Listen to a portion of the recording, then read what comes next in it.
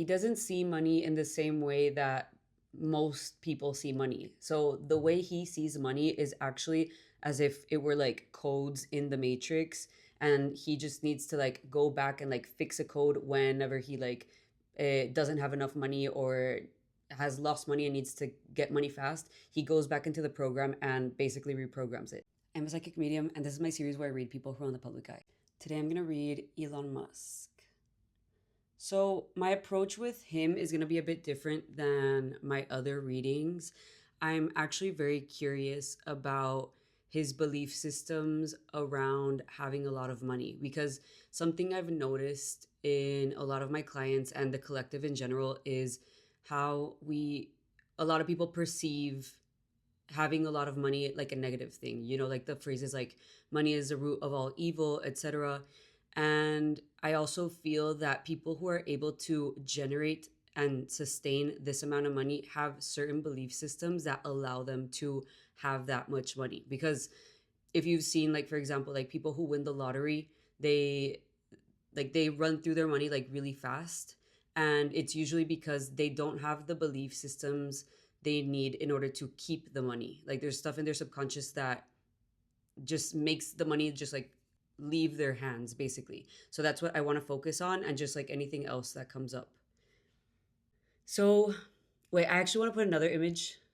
Yeah, this one's easier to read the eyes. Okay, I know I'm like in the frame, but whatever.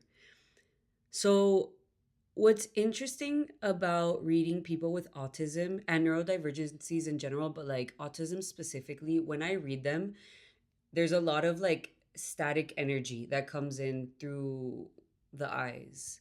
That's the first thing I picked up on. Yeah, it's literally just like buzzing. I'm curious if you guys can see it as well. Let me see.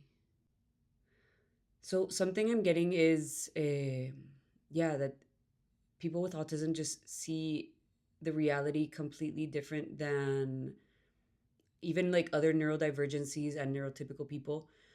And what I'm sensing is it almost looks like as if I'm looking at coding in a computer, which I don't know how to code, but when I see like all those like numbers and stuff, like that's kind of what I'm sensing.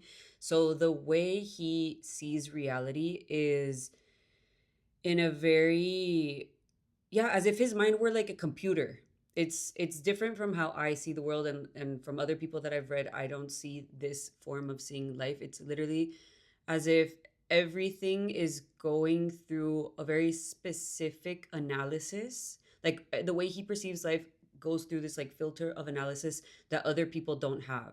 So everything is like as if he's like seeing, like in the Matrix when Neo's like on the computer, and there's like these like green like codes coming down. It's almost as if that's how he sees life. Like he's able to perceive like everything around him, like people, nature, everything, just like as if he's like reading these like codes. Okay, let me see what else. Okay, I want to go back to the thing about the money. Like that's what I want to know. So what belief systems does he have that allows him to keep this amount of money and generate more? What I'm seeing is that he doesn't see money in the same way that most people see money. Like people see money, they tend to see money as a resource, a necessary resource in order to survive, in order to whatever live the life you want to live. And he sees it literally as like a code. I don't, this is like such a specific reference, but if you ever played The Sims when you were younger, if you're like a millennial and like you played Sims growing up, you know that like we had cheat codes where you could put like a specific number into the game and then you would have like an unlimited amount of money. Well, that's kind of like how he sees money. It's like a code, and he has the code, and he's able to just like implement it in his reality, and he's able to just generate more. It's almost like the way he sees money is not the way that most people see money. It's like a program more than a resource. And he sees this as like almost like he's like injecting more of that code into his reality so he's able to generate and sustain more of it. Obviously he has like huge losses, but it's never like a true loss for him. For him it's like, oh, okay, that code didn't work, let me use this other code, this other program.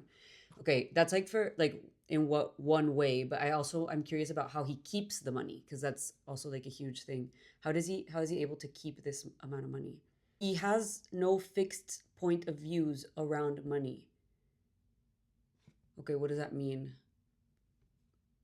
So when people have fixed point of views around money, they constrict how they're able to generate and sustain money. And he doesn't have a fixed point of view around it. For him, again, money is just a code. So codes can be codes can be reprogrammed, and for him it's like, if this code isn't working, I'll just go back and reprogram it. So he doesn't feel like he doesn't have constricted points of view around money, which is very interesting. As in, what do I mean by this is like, okay, let's say like a like other kind of people, they might see money as like, okay, I need to work in order to generate money, and I'm going to use the money to pay my bills, and I'm going to like, everything around that is just like constricted. Like you think like money, like work equals money, money equals paying bills, and he doesn't have that process. It's like, he's like, no, money is a code, and if I need more money in order to do this other project that I want to do, I'm just going to go back to the code and like put other numbers so I can have more of that. Interesting. Okay. I always do like, if he were to come to session with me, what would we work on? What I would work on with him is, yeah, just the burdens of being neurodivergent in a neurotypical world. So yeah, all of these, like if you're neurodivergent, you know how a lot of the things that we say come across in a way that we didn't intend it to come across. So just anything around that. Although I say this as if like, if I were to work with him, this is what we would work on, but I don't sense that this is something he wants to work on. So it's like this that I just said at the end is like, it would apply if he were looking for help or like therapy, but I don't sense that that's what he's looking for. But if you were to look for it, that's what we would work on together.